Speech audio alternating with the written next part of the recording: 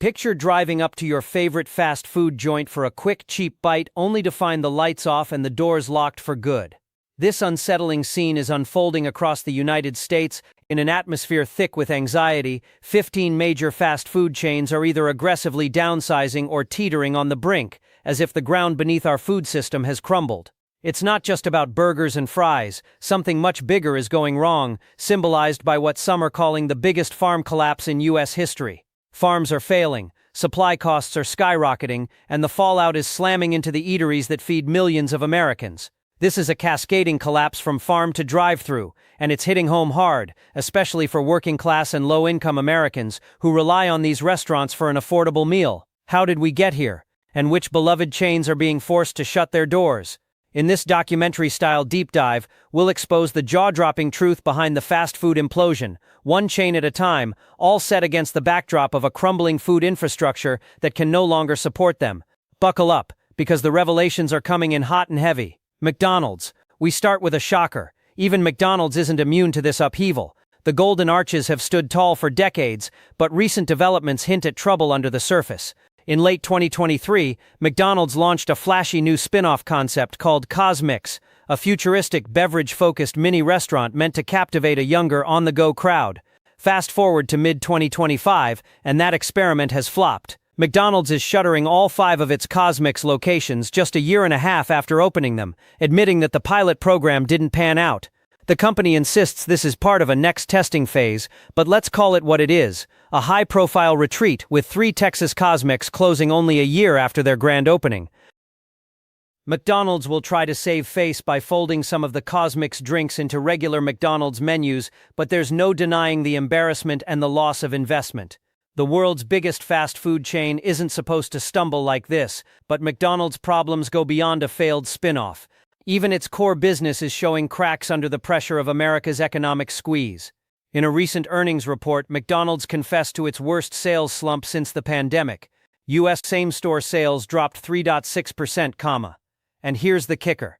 Patronage from lower and middle-income Americans plunged by double-digit percentages. In plain English, millions of folks who once lined up for Big Macs can't afford to anymore. They're cutting back on McDonald's, squeezed by inflation and economic fears. When McDonald's, long a staple for budget-conscious families, is losing thrifty customers by the truckload, you know something is fundamentally broken. It's a gut punch to small-town communities and city neighborhoods alike, where McDonald's was often the cheap and reliable option. Now, as prices creep up and wallets thin out, even the dollar menu can't keep people coming. The golden arches are still standing, but the glow is fading, and it's a warning sign for the entire industry. 14. Subway. If McDonald's is feeling the heat, you can bet that other giants are in full-on meltdown. Enter Subway, the sandwich empire that once boasted more locations than any other restaurant in America.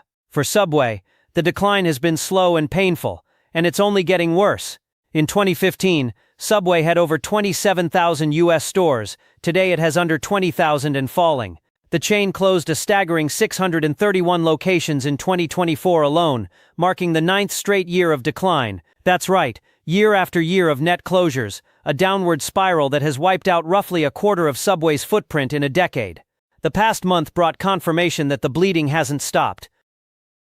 Recent franchise disclosures and news reports revealed Subway's store count in the U.S. has dropped to its lowest in decades, and more closures loom on the horizon for 2025. So what's driving the collapse of a chain that once seemed to be on every street corner? Simply put, Subway expanded too aggressively and is now choking on its own excess. Many locations are unprofitable, especially as foot traffic declines and ingredient costs rise. Franchisees are throwing in the towel, unable to keep up with higher rents and the competition from trendier sandwich shops and convenience stores. Subway's parent company, desperate to stop the rot, has been sold off to new ownership and is pushing value deals like a $6.99 foot-long special to lure back price-conscious customers. But it might be too little, too late. A Subway without steady lunchtime lines can't pay the bills. For workers and local communities, Subway's retreat is deeply personal. Each closure isn't just one less sandwich shop, it's a loss of jobs and an affordable food source. Think of a small town where Subway was one of the only quick, cheap bites around. When it closes, low-income residents lose a budget-friendly meal option, and young employees lose an entry-level job. Subway insists it's focusing on growth overseas, adding thousands of new international stores and revamping menus at home. Still, the numbers don't lie. The Subway empire in America is shrinking, and those iconic yellow and green signs are disappearing from our highways and strip malls at an alarming rate. In the grand saga of fast food upheaval, Subway's downfall is one of the clearest signs that the old model is breaking under modern pressures. 13. Next up is Burger King, the home of the Whopper, which is getting flame-broiled by financial woes. In 2023, Burger King made headlines with plans to close up to 400 U.S. restaurants, targeting underperforming locations, dragging down the system. Those closures started coming fast and furious as franchise operators struggled to stay afloat. And now in 2025, the royal pain continues. One of Burger King's major franchisees just went bankrupt after shutting 18 restaurants across Florida and Georgia. The franchisee, Consolidated Burger Holdings, said it had no choice after foot traffic plummeted and sales fell off a cliff. Think about that. In the land of year-round tourism and drive-through culture, dozens of Burger Kings couldn't get enough customers in the door to survive. Consolidated Burger's sales dropped from $76 million to $67 million in 1 year, with losses doubling. They tried everything, cheap promos like $5 meal deals to entice penny-pinched diners, but in the end, the debts piled up too high. Now 18 more Burger King locations are dark, their broilers cold, employees laid off, and a once proud franchisee scrambling for bankruptcy protection. What's striking is that Burger King's struggles are part of a larger pattern hitting fast food franchises nationwide. Restaurant owners are getting squeezed by every side, rising food costs, higher labor costs, and fewer customers walking in. The price of ingredients like beef, lettuce, and cooking oil has soared, thanks in part to farm failures and global supply chaos, while states raising the minimum wage mean bigger payrolls. At the same time, cash-strapped customers are skipping that extra combo or eating at home. In Burger King's case, corporate has tried to help, investing in store remodels and buying out weaker franchisees to stabilize things. There's even a bit of good news. Overall, the Burger King brand eked out a slight same-store sales increase recently, outperforming some rivals. But that's cold comfort when hundreds of locations are still set to close and real people are losing their livelihoods. In New York, Michigan, Minnesota, and more, Burger King lovers have woken up to find their local restaurant suddenly gone, often with only a paper sign on the door as explanation. The king is far from dead, thousands of restaurants remain, but its kingdom is undeniably shrinking. Each closure leaves behind a hole in the community, and sometimes an abandoned, derelict building on Main Street. The way things are headed, Burger King will look very different by the end of this year, with far fewer crowns on the map. 12. Wendy's, famous for its fresh, square burgers and sassy mascot, is also quietly trimming its fat. In a move that startled fans, Wendy's announced it would shut down 140 underperforming U.S. restaurants by the end of 2024, on top of 100 closures earlier in the year. Yes, you read that right, 240 Wendy's locations gone in 1 year. The company tried to soften the blow by saying it's opening even more new restaurants elsewhere, effectively swapping old sites for new ones. But there's no denying what this means. Wendy's is pulling out of neighborhoods that it deems unprofitable or outdated. CEO Kirk Tanner admitted many of the closing stores were quite out of date, some built decades ago, and in locations that don't build our brand. That's corporate speak for restaurants in areas that just aren't making enough money. Ouch. It's not hard to guess what kinds of areas those might be. Small towns with dwindling populations, or poorer urban districts where folks don't have $10 to spend on a Baconator combo. Wendy's is effectively saying, if a community isn't lucrative, we're closing up shop, and they've been doing it everywhere, from the Rust Belt to the Sun Belt, with little fanfare. The frosty truth is, some Americans showed up to their local Wendy's and found it permanently closed without much warning.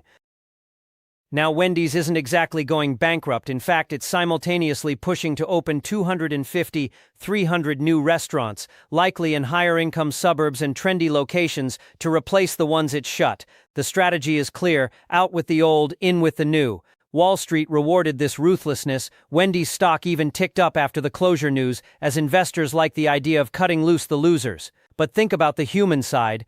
A Wendy's that's been in a community for 50 years, where generations of teens had their first jobs flipping burgers, where seniors grab their cheap chili and Frosty. Once it's out of date and not pulling in big bucks, it's gone.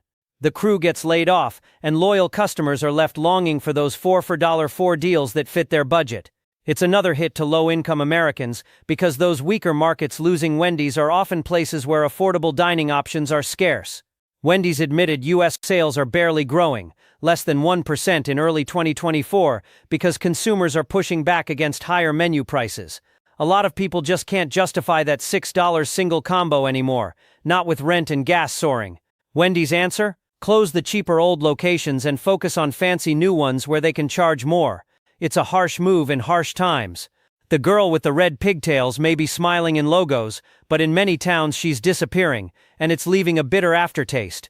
11. When it comes to late-night munchies and quirky tacos, Taco Bell has long been the reigning champ.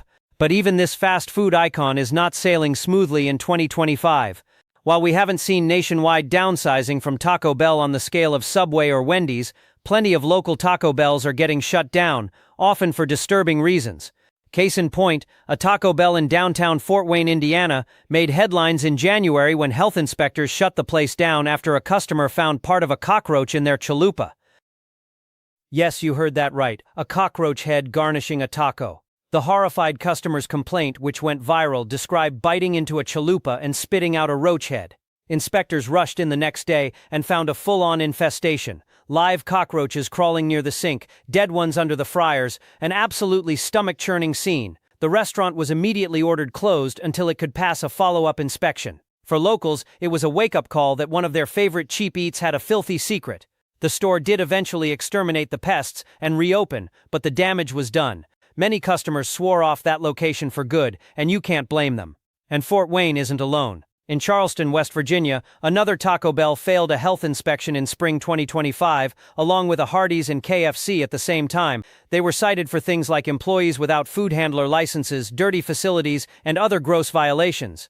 That Taco Bell had to shut its doors temporarily as well, putting it at risk of permanent closure if it didn't clean up its act fast. It's ironic, Taco Bell's slogan used to be "Run for the Border," but lately it's feeling more like "Run for the Pepto-Bismol." Light sarcasm aside, these incidents highlight a systemic strain. Fast food chains are cutting corners to save on costs, and sometimes basic hygiene and food safety pay the price. Slower sales mean tighter budgets, which can lead to understaffing, less frequent cleaning, or hiring less experienced staff. It's a recipe for exactly the kind of nasty surprise that Taco Bell patron found in his meal. Now, to be fair, Taco Bell corporate isn't going bankrupt. In fact, as part of the Yum Brands family, with KFC and Pizza Hut, Taco Bell overall has been holding steady and even expanding in some areas, but the cracks are showing in individual franchise locations. If a store consistently fails inspections or loses money, it can and will be shut down with little fanfare. The real worry is that as America's biggest farm collapse drags on, driving up food prices and creating supply inconsistencies, we could see more quality control disasters. Taco Bell relies heavily on affordable ingredients like corn, wheat, for tortillas and lettuce. If those become scarce or expensive due to crop failures or farm bankruptcies, restaurants might be tempted to stretch their stock a bit too long or source from lower quality suppliers. And that in turn raises the risk of foodborne illness outbreaks or, yes, bug infestations. It's a vicious cycle. The fraying of our food infrastructure at the farm level eventually hits the cleanliness and safety of what's on your tray. So next time you hit the bell for a midnight crunch wrap, keep in mind, the chain is navigating the same turbulent waters as everyone else, trying to maintain standards in an era of chaos. One misstep, and a beloved 24-hour Taco Bell in your town could be the next one padlocked by morning. 10. Chipotle Mexican Grill has marketed itself as the antithesis of junky fast food, food with integrity, locally sourced produce, humanely raised meat, all that good stuff. And indeed, Chipotle isn't yet announcing mass closures like some others on this list. In fact, the company has been on an expansion kick, planning to open over 300 new restaurants in 2025. So why are we talking about Chipotle in a video about chains shutting down? Because Chipotle's story is a cautionary tale of how even a strong brand can be shattered by a breakdown in the food system, and how it nearly happened before. Cast your mind back a few years. Chipotle was flying high, the darling of fast casual dining, until it became synonymous with E. coli and norovirus. In late 2015, Chipotle experienced a series of foodborne illness outbreaks that sickened dozens of customers across multiple states. The source? Contaminated ingredients, likely vegetables, from its supply chain. The impact was immediate and dire. Chipotle voluntarily closed 43 restaurants in the Pacific Northwest virtually overnight as a precaution. Only 11 restaurants had confirmed contamination, but out of an abundance of caution, they shut every location in Washington and Oregon for deep cleaning. Think about the revenue lost, the panic among customers, the sheer symbolism of a whole region's worth of Chipotles going dark. The company's stock plunged, sales plummeted, and it took years for Chipotle to earn back the public's trust. Some might say it never fully did.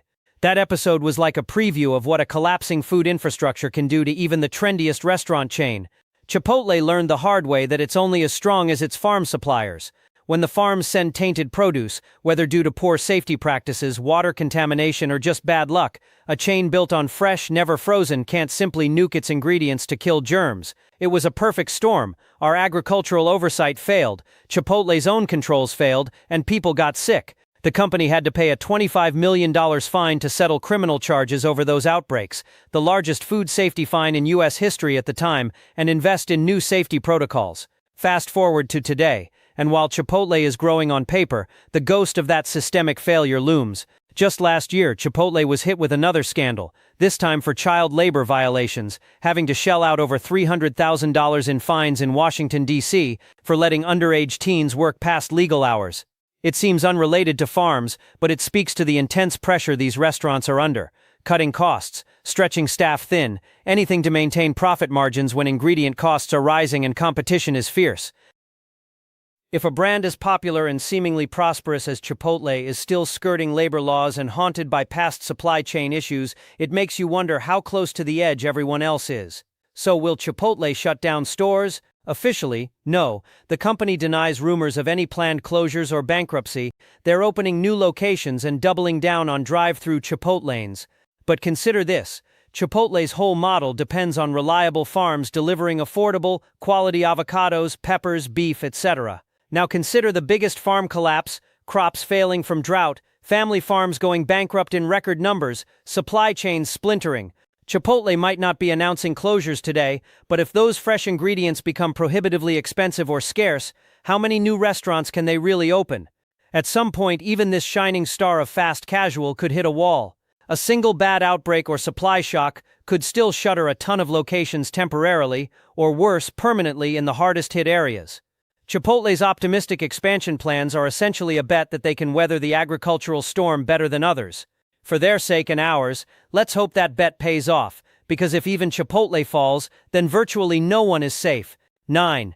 Jack in the Box. Sliding back into the traditional fast food lane, we have Jack in the Box, the West Coast burger veteran known for its clown-headed mascot and eclectic menu. Tacos and egg rolls, anyone? Jack in the Box has been around for over 70 years, but it's now facing a shakeup of seismic proportions. In May 2025, Jack in the Box Inc. dropped a bombshell. It will close 150 to 200 restaurants across its brands in an effort to cut debt and fuel future growth. That's roughly 10% of all Jack in the Box locations slated to disappear. And these closures aren't some far-off idea. The company said 80 to 120 of those restaurants will be shut by the end of 2025, with the rest following as franchise agreements expire. Let that sink in. In the next few months, up to 100 Jack in the Box stores will go dark for good, and many more will quietly wind down as their contracts run out. It's one of the most aggressive retrenchments we've seen from a major fast food player in recent memory. Why the drastic cuts? Jack in the Box corporate has been refreshingly candid. The closures target underperforming, money-losing outlets in order to improve overall profitability. The CEO, Lance Tucker, explicitly said the plan is to accelerate cash flow, pay down debt, and position the brand for future growth by pruning the dead weight. In other words, they grew too big in the past or kept weak stores open for too long, and now they're hacking them off to save the patient. It's a harsh medicine, but investors cheered it. The subtext here is that Jack in the Box expanded into some places that simply can't sustain it anymore, maybe economically depressed areas or spots with heavy competition, and those joints are now liabilities. If you live in one of those areas, brace yourself. Your local Jack might be on the chopping block. Already, longtime Jack in the Box fans in certain towns have been stunned to see closed signs and emptied kitchens where they used to grab late-night burgers. The parent company of Jack in the Box and its subsidiary Del Taco is slashing up to 200 locations to stem losses. The plan is to shutter underperforming restaurants, potentially including some Del Taco outlets, by the end of 2025 to cut debt and refocus on profitable markets. We can't talk about Jack in the Box's downsizing without mentioning Del Taco, the Mexican fast food chain that Jack in the Box acquired in 2022. As part of Jack's big announcement, they hinted that Del Taco might be on the chopping block next, possibly being sold off or restructured. See, Jack in the Box swallowed Del Taco to broaden its reach, but things haven't gone so well. This year, Del Taco's same-store sales dropped 3.6%, even worse than Jack in the Box's 4.4% decline. Now the parent company is considering divesting Del Taco entirely. What would that mean? Potentially selling the brand to another company or investment firm, which usually leads to more closures as the new owners cut costs. It's possible that dozens of Del Taco locations, there are about 600 of them, could be shuttered if the chain changes hands, especially in overlapping markets where Jack in the Box and Del Taco compete with each other. For customers, that means your favorite green and orange taco shop could vanish, especially if it's not pulling in strong sales. It's a bit darkly funny. Jack's iconic commercials often featured him cracking jokes, but right now Jack in the Box isn't joking around. They are in full survival mode, wielding the axe on any restaurant that's not making the cut. It's painful in the short term for workers losing jobs and fans losing a go-to spot, but the company clearly feels it's necessary to avoid an even worse fate. In a way, Jack in the Box's drastic move is a microcosm of the entire fast food industry's predicament: shrink to survive, retreat to fight another day. And it underscores that when the economic soil turns rocky, when the farm of the food supply withers, only the leanest and toughest chains will live to see the next era. 7.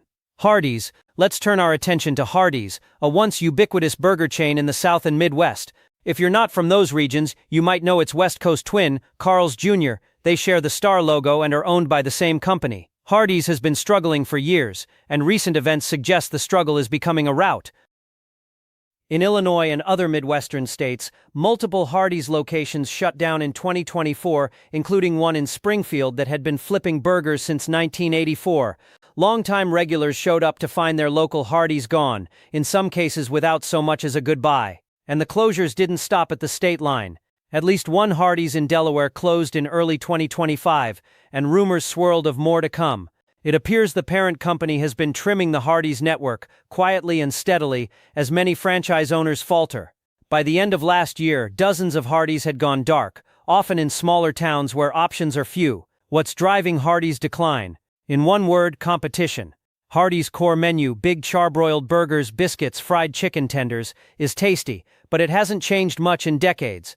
Meanwhile, McDonald's, Wendy's, and Burger King aggressively modernized their stores and menus, and fast casual upstarts stole younger customers. Hardee's got stuck in the middle, not cheap enough to beat McDonald's value menu, not trendy enough to lure the Chipotle crowd.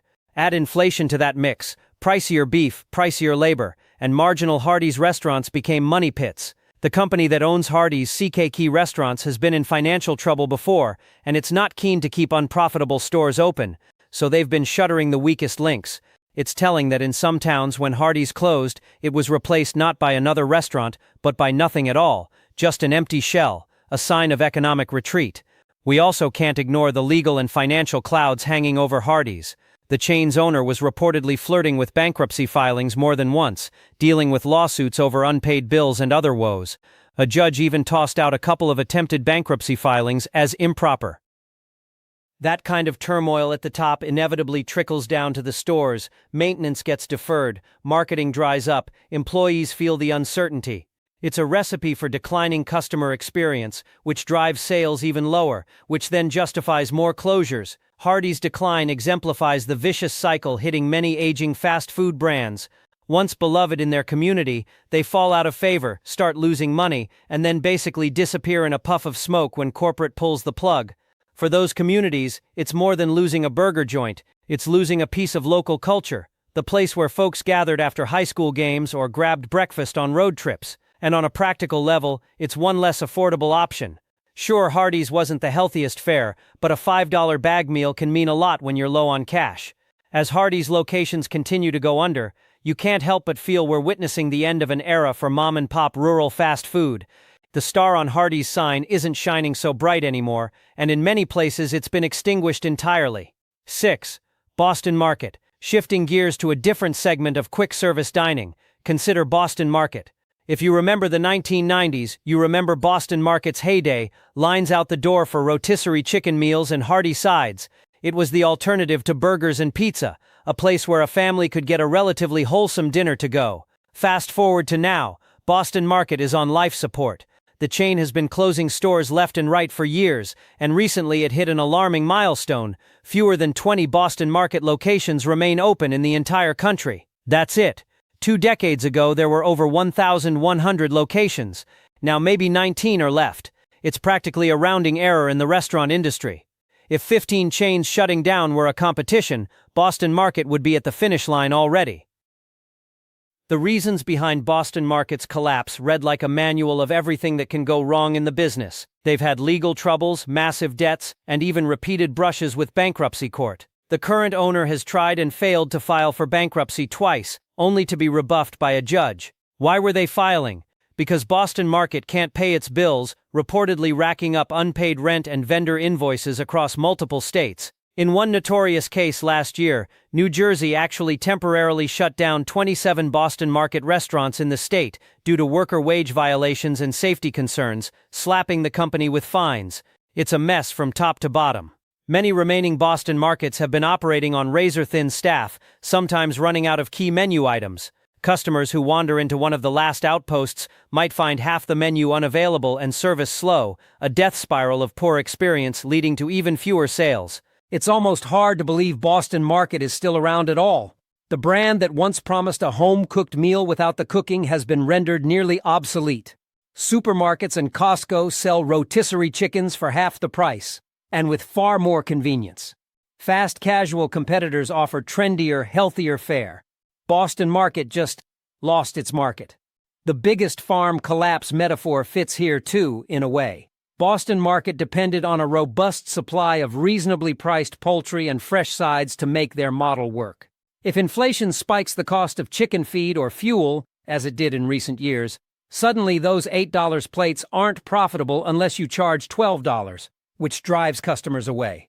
The whole chain was predicated on cheap commodities and a dining public that wanted a sit-down style meal fast.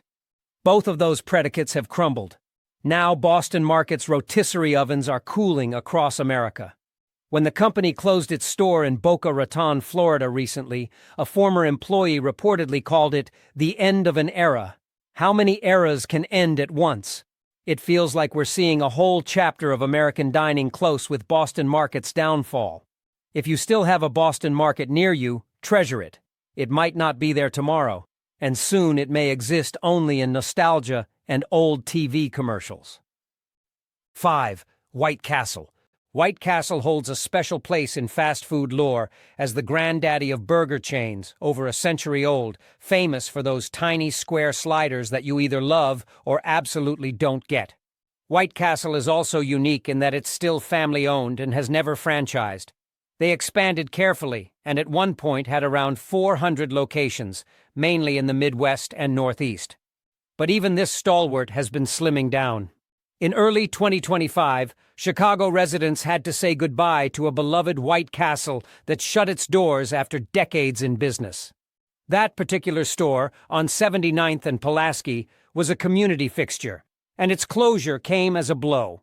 And it's not just Chicago. White Castle announced the closure of a distribution center in Kentucky and a meat processing plant in Indiana not long ago. They're consolidating operations, routing work to other centers in the region, trying to cut costs. When a company starts closing supply facilities, it often precedes or accompanies retail closures.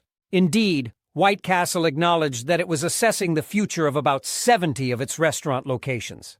That doesn't necessarily mean all 70 will close, but it shows they're taking a hard look at underperformers. For a chain like White Castle, which has always been relatively small and regionally focused, these closures hit hard. Many White Castles are in urban working-class neighborhoods, think Detroit, Cleveland, St. Louis, where late-night sliders might be a tradition. When one vanishes, you can't just drive to the next town over. Often it was the only one for miles. The company simultaneously has been trying something counterintuitive, expanding into new territories like Arizona and Florida, even as it contemplates culling older stores. It's almost like White Castle sees more promise in starting fresh in growth areas than clinging to every legacy spot. That strategy has risks. Ask Wendy's, which we saw doing a similar swap. You abandon a legacy market. You may never win it back if circumstances change. But White Castle might feel it has no choice. Some of their older locations are dated, in areas with declining population or rough economic trends. Sliders may be cheap, but if the volume isn't there, the castle crumbles. White Castle's situation also illustrates another facet of the agricultural and supply chain strain. Those closed plants in Indiana and Kentucky mean White Castle is streamlining how it gets its beef and other supplies. Maybe the cost of running those facilities became untenable, perhaps due to labor shortages or higher meat prices, so they shut them to shore up the balance sheet. It's similar to a farm consolidating when times get tough. Fewer locations to maintain, hoping to achieve efficiency.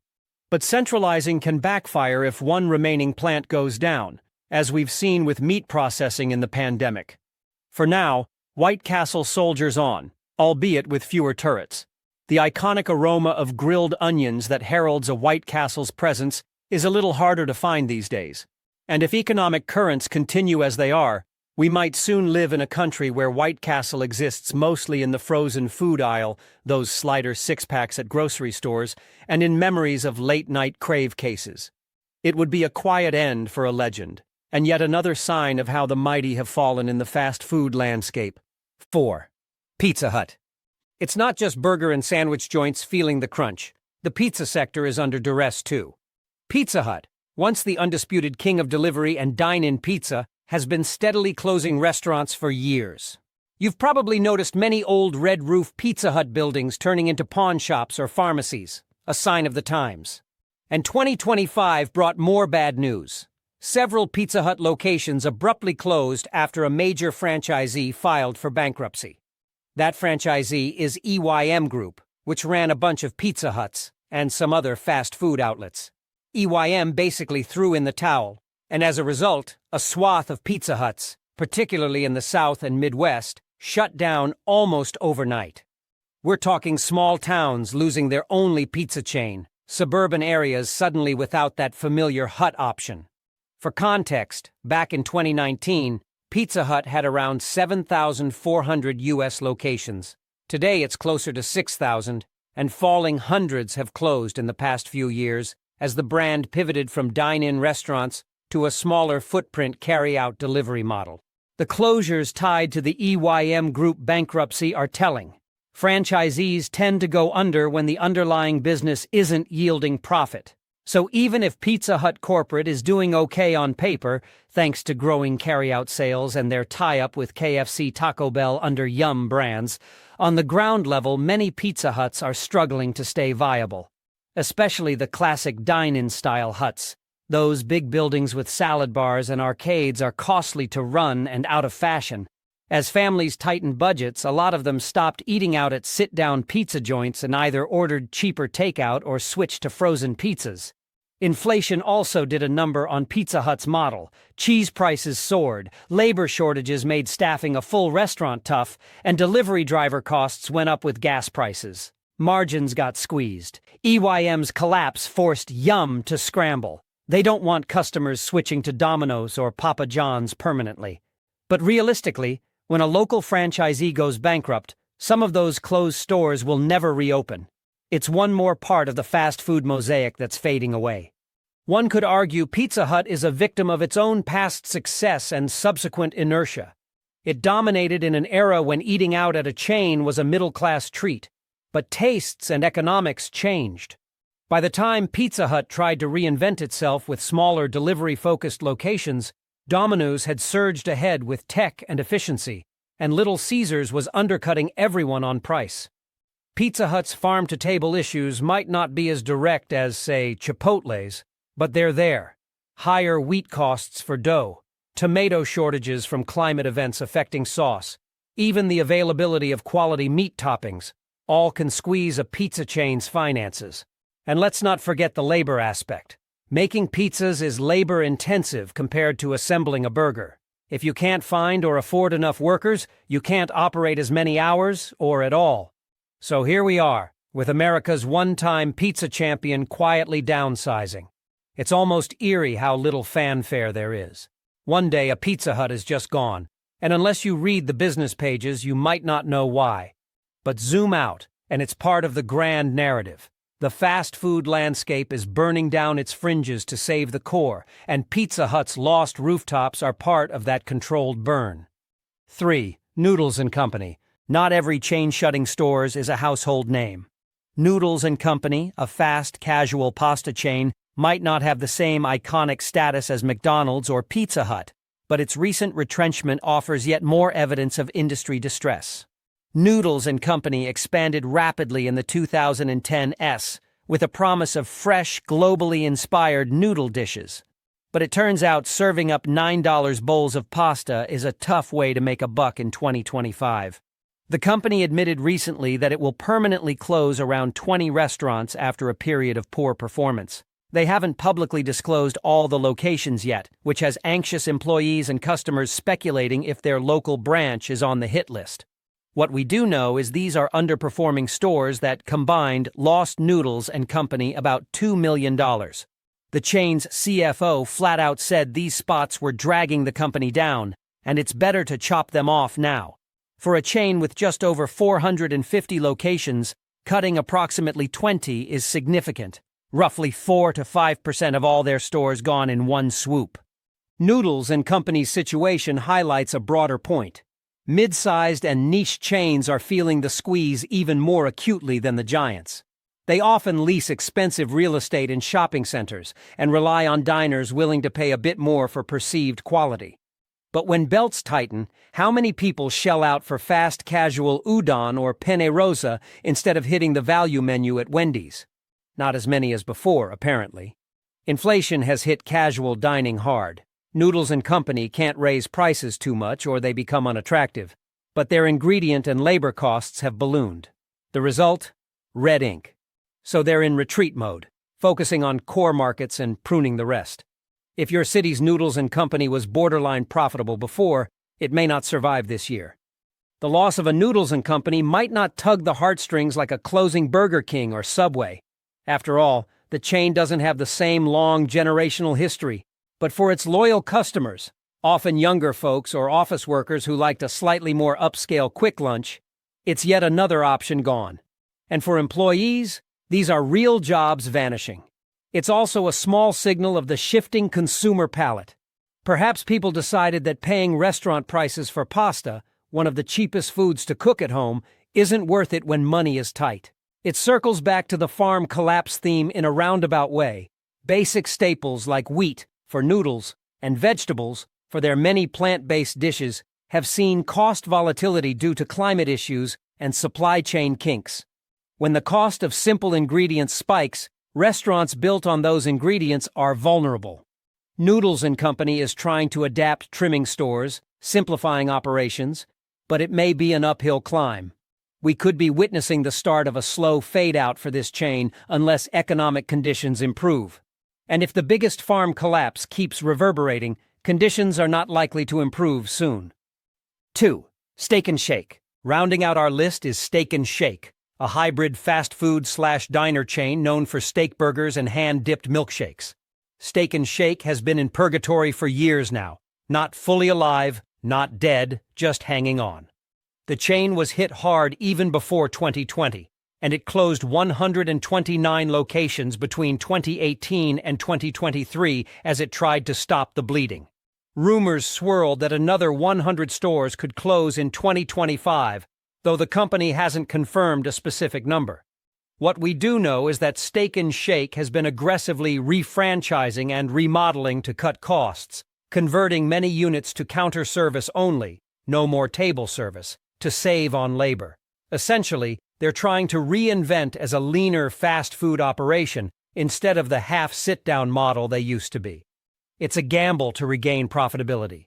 Despite these efforts, you can still find plenty of Steak & Shake locations boarded up or sitting vacant across the Midwest and South. Each year that passes seems to bring a few more closures, often quietly. It's almost like a slow attrition stores closing one by one as leases expire, or as equipment wears out and the owner doesn't want to invest in replacements. By the end of 2023, the chain was roughly half the size it was a decade earlier. The fact that corporate isn't openly saying we'll close X in 2025 might be because they don't want to spook anyone, But their actions, franchise disclosures, etc., speak volumes. Insiders have noted that if those rumored 100 closures happened, it would leave Steak and Shake with just a couple hundred stores nationwide, a shadow of its former self. What's sad here is Steak and Shake's story mirrors the farm-to-table conundrum in an interesting way. They proudly used to advertise freshly ground steak burgers, quality ingredients, real milk in shakes, all things that rely on a steady supply of beef, dairy, etc., at reasonable prices. When beef prices jumped and labor got pricier, their model-affordable sit-down meals on real china became unsustainable. Something had to give, and give it did. First the service, no more waitresses, just grab your food, then the locations themselves. It shows how the ripple effects of costs and economy can force a beloved 85-year-old brand to practically reinvent or perish. Steak and Shake's management clearly decided to shrink to fight another day rather than declare bankruptcy. Will it work? Maybe in some form, but in the towns that have lost their Steak and Shake, all the corporate maneuvering is cold comfort. Another piece of Americana is gone. No more late-night runs for a double steak burger and a side-by-side shake. For employees, the loss is immediate. Paychecks gone. For customers, it's a nostalgic loss. These were places families made memories. As one former regular lamented online, "It feels like part of my childhood disappeared when ours closed." Multiply that feeling by thousands, and you grasp the cultural impact of this great fast food contraction. 1. Papa John's. There was a time when Papa John's was the Friday night savior garlic butter, that little pepperoncini in every box, and a slogan that boldly declared, "Better ingredients, better pizza." But in 2025, Papa's kingdom is shrinking, and the garlic sauce can't cover up the bitter taste of decline. This isn't just a temporary dip. Store closures have been quietly accelerating, with franchisees walking away and corporate leadership scrambling to keep up appearances. In the past year alone, dozens of Papa John's locations have gone dark, particularly in struggling markets where foot traffic has dried up and delivery costs have skyrocketed. It's no surprise. Papa John's has been haunted by controversy and chaos for nearly a decade. From the public implosion of founder John Schnatter, who was ousted after a string of scandals, to falling market share and increasing competition, the brand has been limping along. In 2023, the company announced plans to optimize its footprint, corporate jargon for shutting down underperforming stores and retreating from areas where profits have vanished. That's corporate speak, but here's what it really means. If you live in a small town or a lower-income neighborhood where Papa John's isn't making enough on pizzas and wings, expect it to disappear quietly. Let's talk numbers. The company reported a dip in U.S. same-store sales last year, blaming it partly on inflation and rising ingredient costs. Cheese, flour, meat, all way up thanks to supply chain snags, and yes, the worsening agricultural collapse rippling through America's farms. When the better ingredients cost 20% more than they used to, it eats into your margins fast. In response, Papa John's has hiked prices and trimmed menu offerings, hoping to stay competitive, but it hasn't worked as well as they hoped. According to recent franchise disclosure documents, a significant number of Papa John's locations are barely breaking even, and some are outright in the red. And with labor costs rising, especially in states with minimum wage hikes, franchisees are reaching their breaking point. Meanwhile, health code violations and employee complaints have surfaced online, painting a grim picture. TikToks and Reddit posts by former employees show dirty prep stations, expired toppings, and staff so overworked they barely clean between orders. While this isn't every location, it's enough to raise eyebrows. Add in the rising cost of delivery gas, driver pay, third-party fees, and it becomes clear why Papa John's is slowly exiting stage left in markets it once dominated. They're shifting focus to carry-out-only stores and international expansion, a clear signal they're pulling back from riskier U.S. territories. But here's the real loss. Papa John's was more than pizza. It was how families celebrated game night, how college kids fed themselves through finals, how single parents stretched $10 into a hot dinner. Now, in many zip codes, that red and green sign is coming down. And just like with so many of the other chains on this list, it's not just about losing a favorite pizza place. It's about the slow erosion of comfort and consistency in a country where even the simplest pleasures are now luxuries. You used to be able to count on Papa, but now the crust is cracking, the sauce is thinning, and in cities across America, the ovens have gone cold.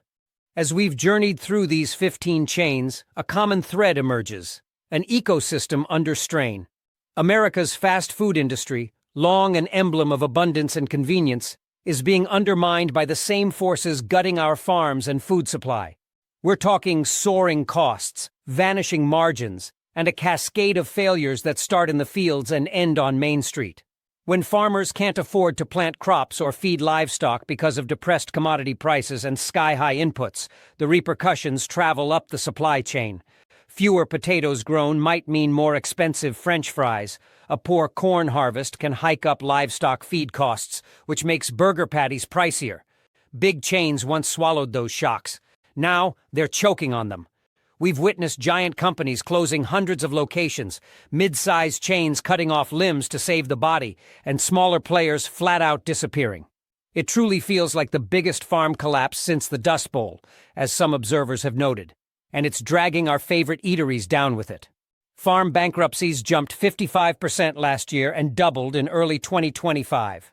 A flashing red alarm for anyone who eats food. That is, all of us. That financial pain on the farm doesn't stay on the farm. It shows up as empty shelves, higher prices, and yes, the neon closed sign on your local fast food joint. For the average American, especially those living paycheck to paycheck, this is more than an economic trend. It's hitting home quite literally at dinner time.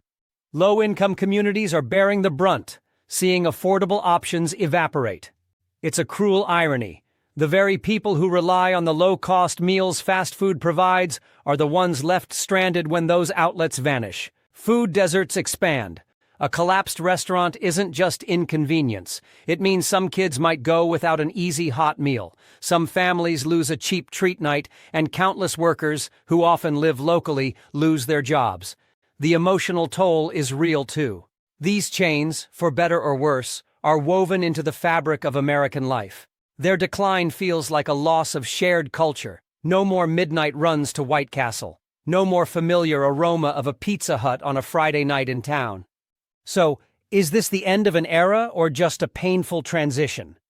Industry optimists will say it's a cycle. The strong will adapt, new concepts will arise, and Americans will always want convenient food. That might be true. But what we're experiencing now sure feels historic. It's as if a perfect storm of bad economics, supply chain turmoil, changing tastes, and post-pandemic aftershocks is reshaping the entire landscape. 15 major chains down, or going down, at once is not a coincidence. It's a symptom of systemic breakdown. We can't take for granted that any business, farm, or restaurant will automatically bounce back. They need stable conditions to thrive, and stability is in short supply.